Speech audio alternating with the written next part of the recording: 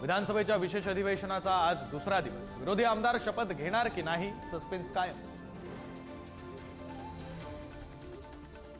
ईव्हीएमच्या मुद्द्यावरून आजही विरोधक आणि सत्ताधारी भिडण्याची शक्यता। विधान भवनाबाहेर विरोधक आंदोलन करणार। मार्कडवाडीवरून वातावरण तापण्याचीही शक्यता।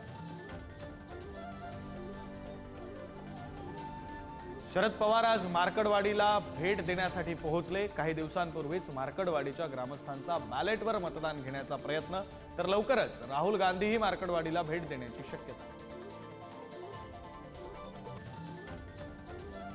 पुराव्याशिवाय ईव्हीएमवर बोलणार नाही, मात्र मतांची आकडेवारी संशयास्पद। शरद पवारांचं वक्तव्य, तर देशाच्या जनतेची दिशाभूल करू नका, फडणवीसांचं पवारांना प्रत्युत्तर।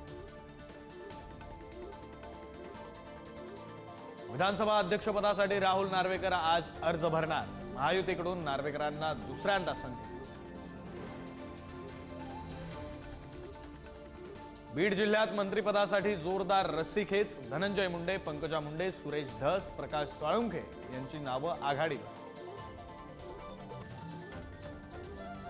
दिल्लीच्या शंभू सीमेवर आंदोलन करणारे शेतकरी आज केंद्रीय कृषी मंत्र्यांशी चर्चा करणार।